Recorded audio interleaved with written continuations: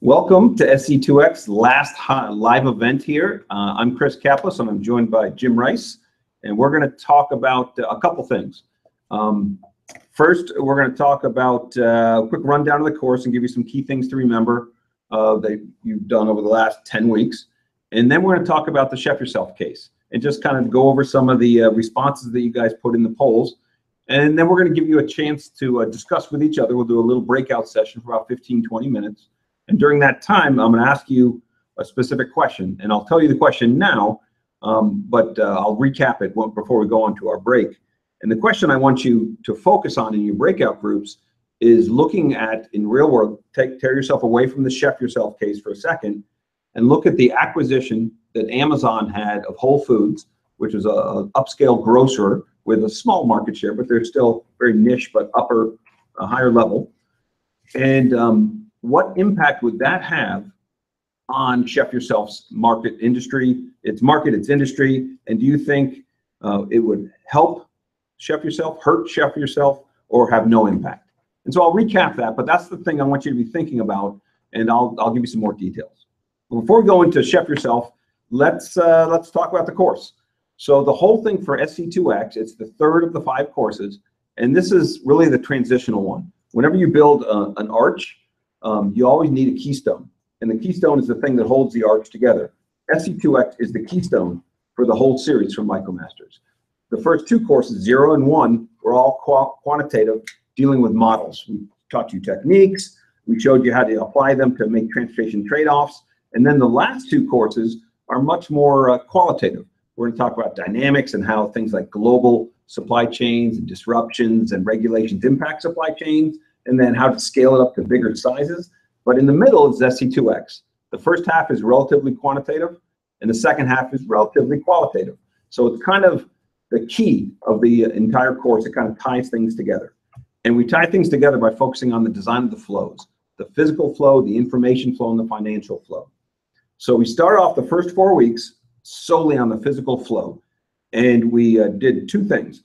We looked at 2 classes of models. One is facility location, and then the other is network design.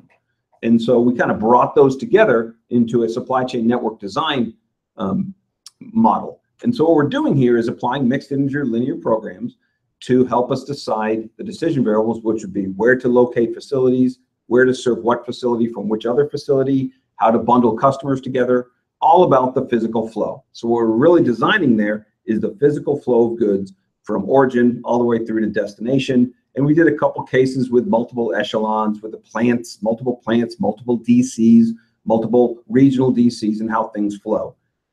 We focused on the math, but we also spent some time on the process, because again, this is one of those things where, yeah, the math is one thing, it's fun, and a lot of you enjoy the math, but it's the least important part in a real process, because getting the right decision makers together, making sure you're solving the right problem, and bringing everyone on board, that whole change management is usually more important than the actual optimization models. And that's a hard thing for us quantitatively oriented people to get our arms around, because we always think the numbers are the most important, and they're usually not. It's actually those softer things. And that's what we tried to introduce as well. Then we moved into production planning. This is kind of dealing with the information from the sourcing side on. And you saw how the exact same models, mixed integer linear programs, can be used to determine production scheduling, tying in the bill of materials with the MRP plan, and try to set up the production planning that goes naturally into information going to your customers in aggregate planning. And so hopefully you saw in the whole dire wolf example we did, where you can actually optimize the whole supply chain. Now, it's just a plan, right? Because in real life, things change. We'll talk about that in SC3x, but you can use this same approach, and it's widely used to plan your whole supply chain. We also took the opportunity to introduce you to heuristics. Sometimes heuristics are better than optimal methods for a bunch of reasons, and the primary one is an optimal method usually looks at everything to be exactly the same and totally deterministic. And in life, nothing is deterministic.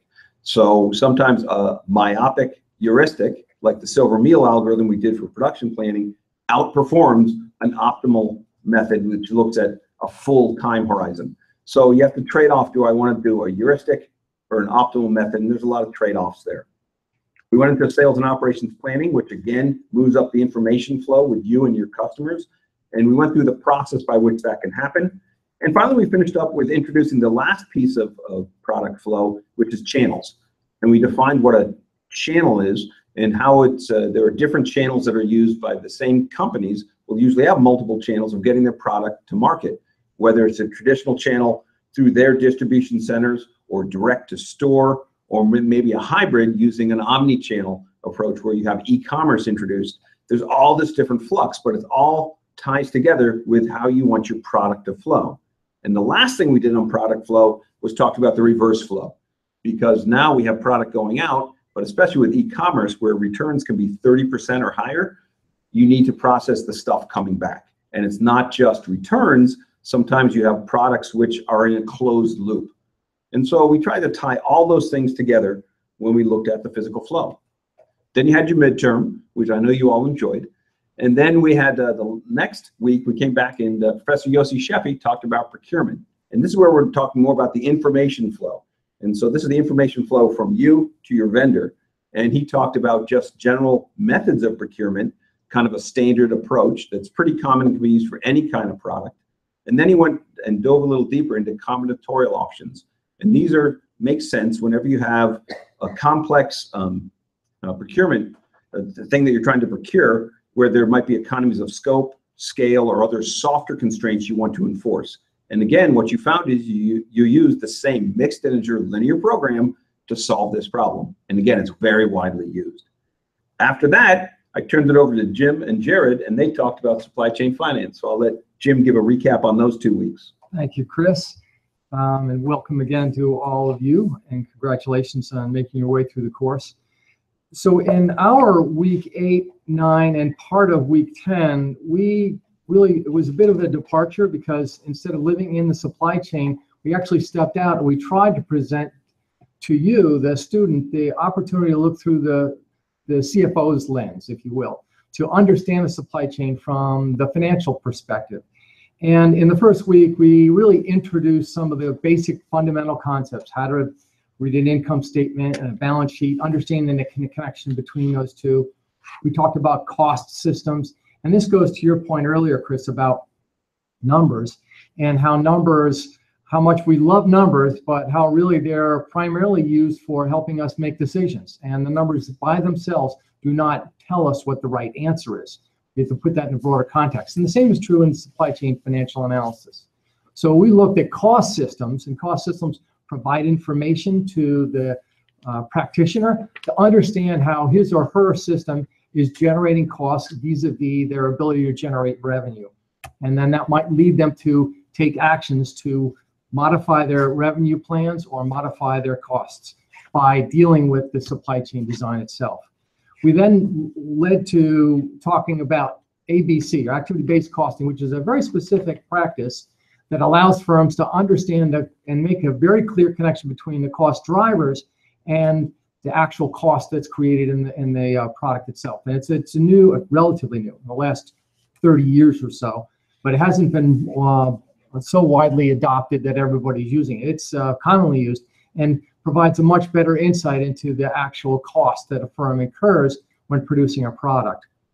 We finished up that first week by talking about introducing working capital and the cash conversion cycle. So how long does it take from the time you put that first bit of currency on the table to the time that you actually get that back from their production and sale of a product? The week 9, we continued talking about working capital, and my colleague Jared Gensel introduced some of the concepts of discounted cash flow and net present value, particularly to help you understand how to make investment decisions in the supply chain. Now, investment decisions, that whole analysis is very similar, cuts across just about any domain. However, there are some unique or at least unusual aspects in the supply chain, and Jared covered those in that particular segment.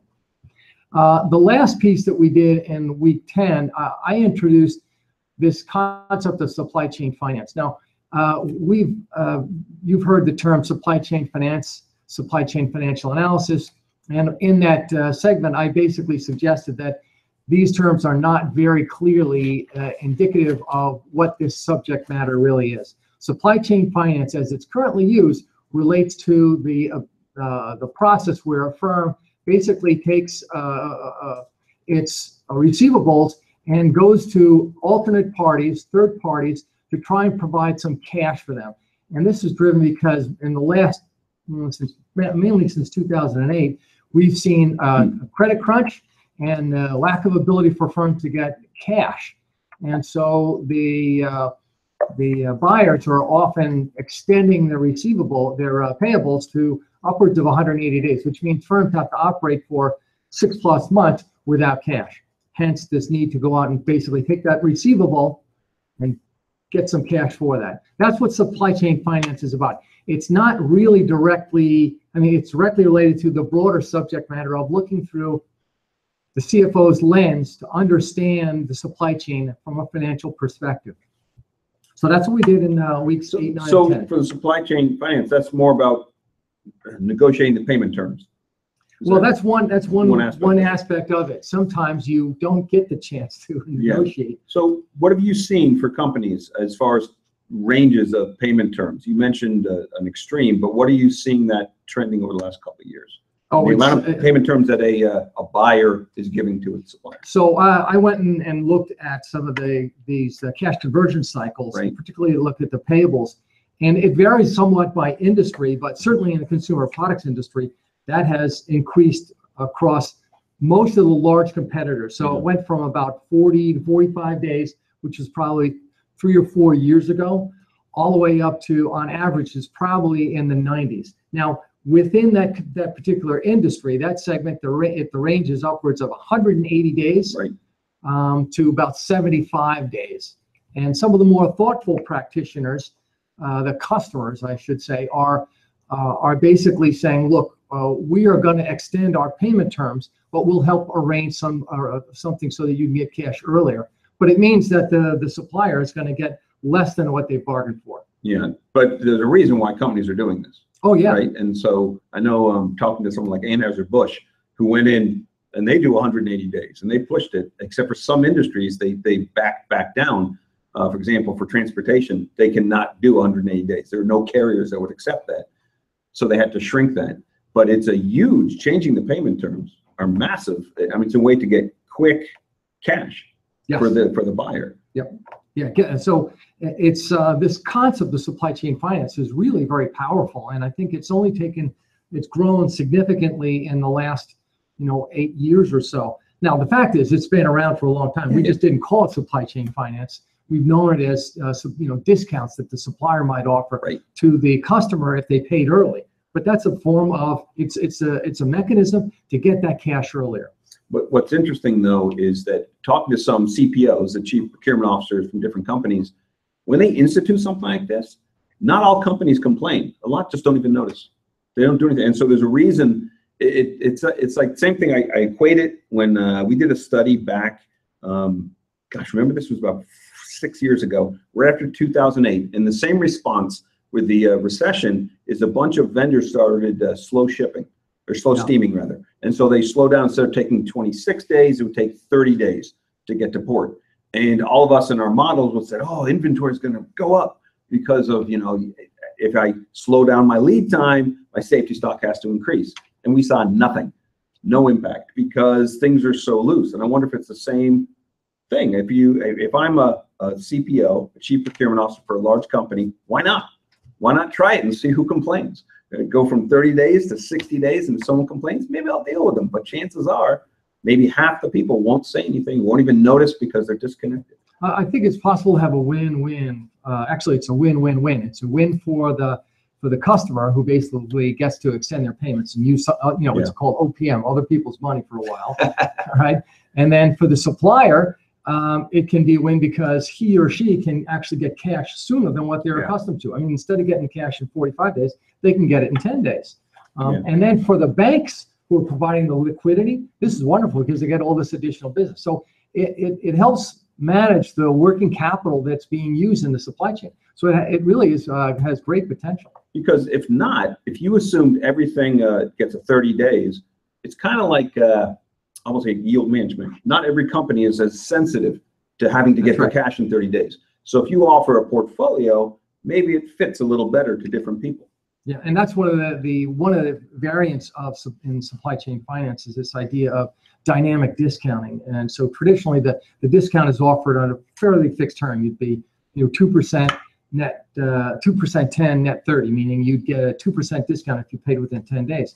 Well, this dynamic discounting is an arrangement between the supplier and the customer, whereby the supplier might say, you know what, I really need the money in 4 days, and here's the discount I'll give you if you pay me in 4 days. Right. And then the customer gets to accept or decline that offer. So it's there are increasing number of options, and I think that's a good thing, because I think it can be good for all parties. So to ripple that out, the system, the ERP, which are probably handling most of these payments, they're mostly going to be able to handle this because it's just payment terms, and it's usually payment term by company. So it seems like it's one of those things that a system can automatically handle. Other things, like when we talked about slow steaming, ERPs are not capable generally of handling multiple lead times on an origin destination pair or sourcing pair. But it seems like for payment terms for a specific vendor, it's very doable. Well, and I think the electronic systems and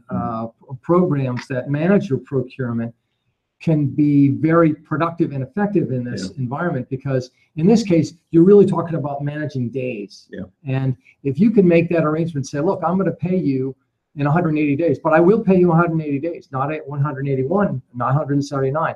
Well, if the supplier can bank on that or count on that, that's going to be very powerful, instead of saying, well, I'm not really sure, so I have to add some pad in there. So those systems can increasingly allow for the money to go more quickly when it needs to go. So it takes the uncertainty out. It does, Yeah, absolutely. That makes sense. It reminded me, I did prior to come back to MIT, I was doing acquisitions for companies for truckload transportation and other things. And I remember we did a bid, and we went out, and the company was a steel manufacturer, kind of in that industry. And they went out and they asked each carrier to give 2 different bids, one for 30-day pay terms and one for 60. And can you guess what the outcome was?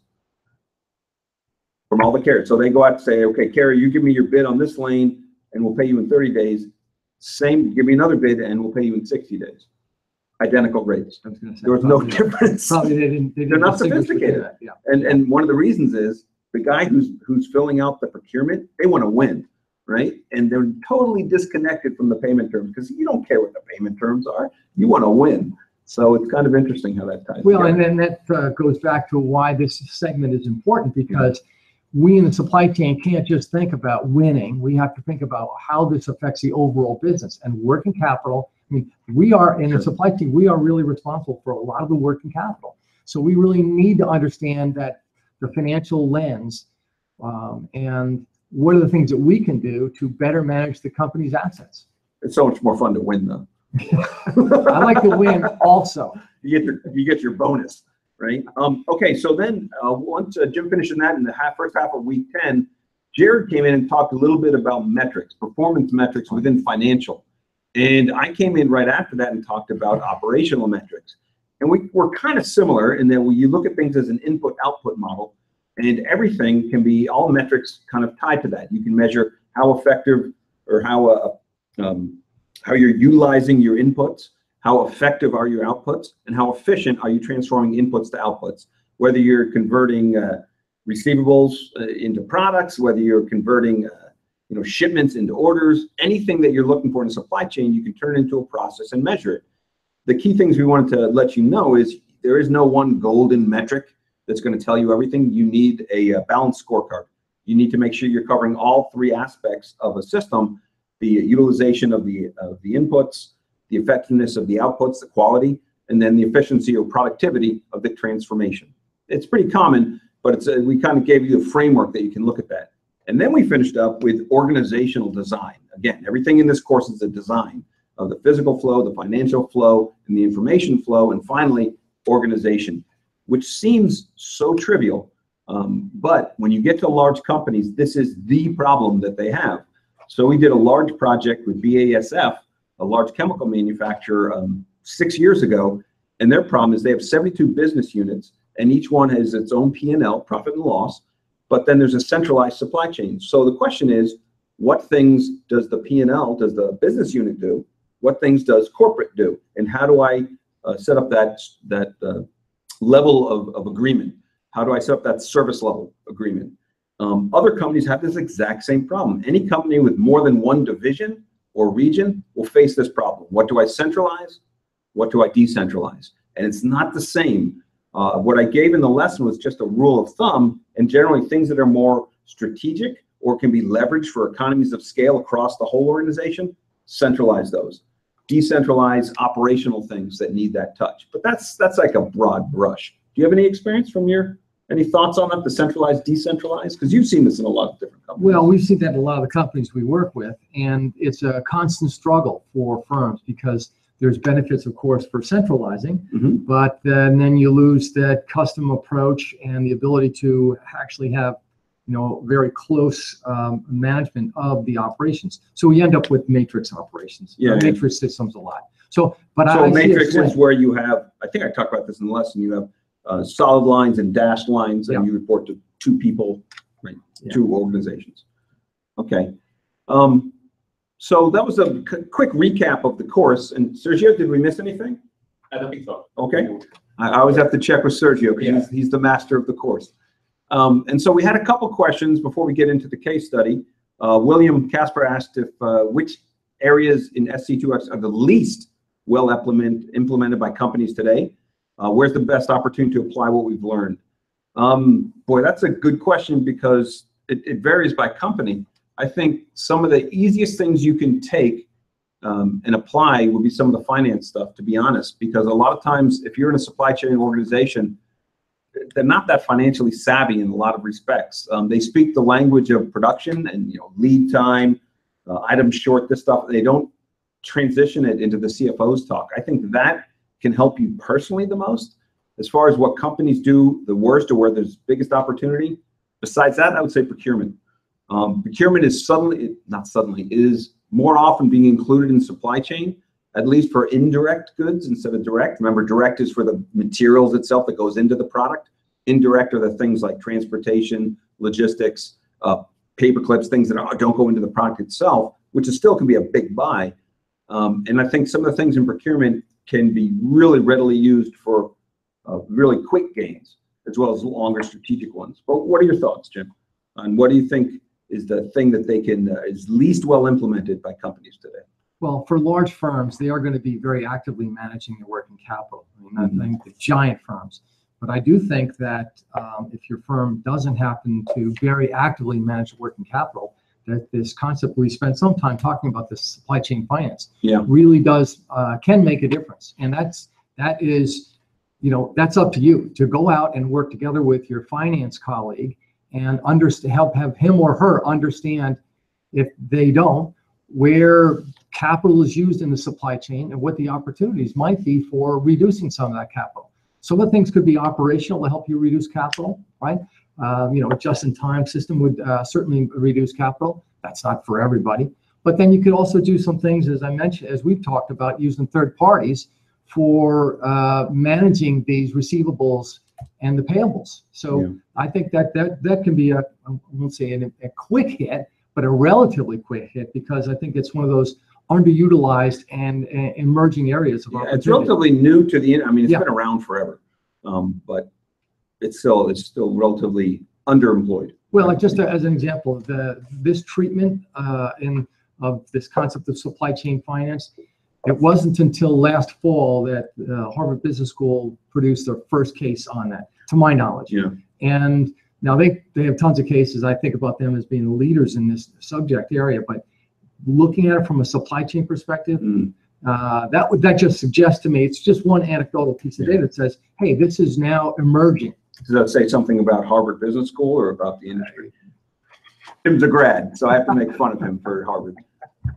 Okay, we have another question from Candido Perez, and he or she asked, how do supply chain managers deal with uncertainty? I mentioned optimization models are deterministic.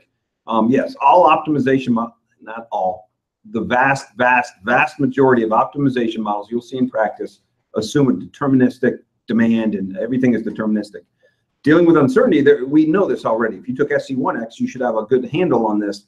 You can either try to reduce the uncertainty or buffer against it. That's really it. And so you can also try some flexibility things, but for buffering, it's called inventory. And so you should be experts at how to set your inventory levels based on the uncertainty levels. As far as reducing it, we talked about different things to try to reduce that uncertainty. And what Jim talked about for the finance, that's another way to reduce the uncertainty of being paid and getting your receivables. But we talked about reducing it in terms of your forecasting accuracy, in terms of transportation variability. So doing a network design under uncertainty, that's tricky. And what I showed you in, I want to say week 2 or 3, Sergio, what you can do is kind of a bootstrapping method where you can do a simulation, do your optimization within a larger simulation that has the demand change, and you see which facilities tend to be open more frequently. And so you look at kind of which is a more robust optimization plan, so you can handle it that way.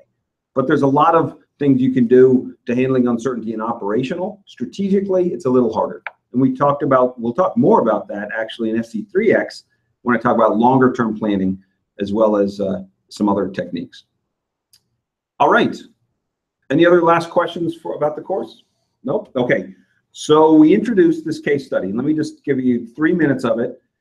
We followed, it's a theoretical case. I made it up and we've added to it over the last year or so, but it's based on some real companies. And so the situation was Wendy showed up first day at work, new to the company, and she was charged with trying to institute, to fix things over which she had no authority, which is a highly realistic situation, to be honest.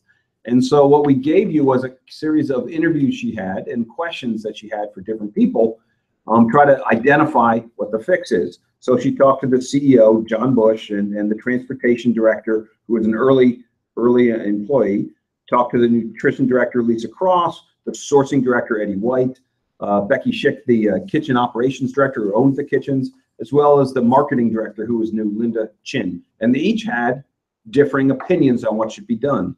And so we tried to pepper the case with a lot of realistic challenges, because this is a challenge that any growing company faces. They go from the small thing and suddenly they become so big, they hit a tipping point.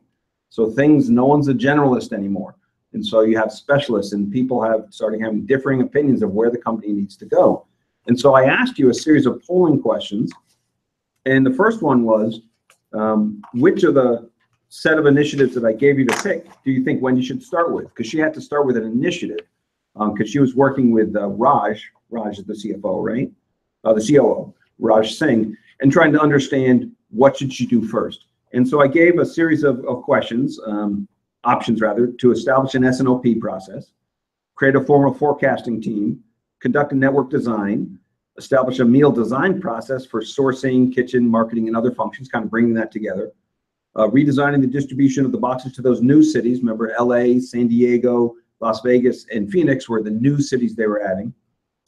And then the last one was renegotiate the payment terms for suppliers from 30 to 60 days. And so comparing what you guys said, you guys went all for the S&OP, which I could predict you would have done because it's the last thing we covered, right? And in the lessons when we talk about physical flow. So you have to ask yourself, is that the right thing to do first? Because all of these initiatives, these 1, 2, 3, 4, 5, 6, make sense to do. And so the question is, what do you do first? What do you do longer term? Because now it gets into that qualitative kind of squishy stuff, the softer skills of change management. And so one of the key things when you're having to institute change management, especially if you have no authority, and Wendy has no authority, no one reports to her, is what do you need to do? You need to do something quickly to establish credibility, because she has 2 strikes against her right now. One is she's new to the company, so she's not one of us, right? She's this new person coming in. The second is that I lost my train of thought. She's new to the company, and the other thing is she has no authority. Sorry. And so she really she can't direct people to doing things. So she has to influence. She can't direct. So it's a soft skill, not a hard skill. And I think I talked about that at the end of SC1x or somewhere in there earlier too. And so while I agree that probably the most critical thing she needs to do is get the S&OP process, that could take a year to get in place, because think about what the S&OP requires. It requires both the operations people and the sales and marketing people to come to a single meeting and agree on things. And that's usually non-trivial to make happen. So if I look at this, the thing that that you guys voted as the least important, renegotiate the payment terms for suppliers from 30 to 60 days, I think I would do on day one. And the reason why is exactly what Jim said. I need to get some cash, because if you look at the financials, they're not doing so well, right? Things are kind of bleeding a little bit. And so maybe the way to get credibility is to stop that hemorrhaging a little bit. But Jim, what do you think? I agree with you, and I think that it's an even, good answer. Yeah, right. He is my boss. Okay. But I have a little bit of a different perspective. A lot depends also on the context. In this particular case, you have a small firm. It's a startup, and in a startup, I mean, it's true for all companies, but cash is king. And so, in a startup, if you are hemorrhaging cash, you may not be able to operate very long. Because you're living on investors' money, and that so typically if you're a startup, the clock starts ticking once you get your first unit of currency, right? Whether it's $1 or €1, and you operate until that money is gone. And because these firms in a startup are relatively small, oftentimes don't have a lot of assets, they can't go to the bank and say, well, look, we're gonna provide our assets to back up a loan. No, you may not have that. So it's even more acute in this particular case. They need to get cash to preserve their cash. And by going from 30 to 60 days it's a near immediate hit. And it's relatively easy to implement. Now, ideally, they would work that out with their suppliers and not just start paying them in 60 days, because you're only going to hurt your suppliers if you tell them you're going to pay in 30 and then you pay in 60. So I think that's an immediate hit. And then the next one, I think that you want to talk about the next one? Go ahead. Well, I think the other one was redesign the distribution of the boxes to the I'll call them more remote sites. If the student, had done some analysis and looked at the revenue and the cost by location, you'd realize that the sites that are right near the headquarters, which is Sacramento, San Francisco, and San Jose, their operating margin were all positive, but every one of the others, Los Angeles, San Diego, Las Vegas, and Phoenix, all of them were operating with negative operating margin, which would tell us that their costs have obviously increased so much due to the transportation, so much that's something that you need to fix, and fixing that right away is going to provide it's going to go right to the bottom line. In fact, the next question we asked was, what transportation initiatives should Wendy take? And there was a series of 6 there. And you guys did put as a top one, negotiate with the carrier, KC Fish, which is just a play on JB Hunt, another national carrier, to take over the distribution to the 4 new markets, as well as run a transportation bid for all line haul transportation, which makes sense because that's getting to exactly what Jim talked about. Let's do this now. We're going to go to the breakout rooms. And so here's the question that I want you guys to be thinking about. How will the recent acquisition of Whole Foods by Amazon impact Chef Yourself's market and entire industry? Discuss this, come up with some thoughts. You can chat those to us, text those out to us. And I also want each group to vote on whether the acquisition hurt Chef Yourself, helped Chef Yourself, or has no impact. So each team, each breakout group should give me a vote on what they think it is. And you can vote individually as well. Just send us an email in and we'll tally up those votes. When do you want to vote by? I want it in the next, let's see, it's 35. So let's give you 15 minutes, okay? So 15 minutes, and we'll give you a couple minutes warning sign. Come back, and if you have any other questions, you can chat those through as well. All right, see you in about 15 minutes, guys.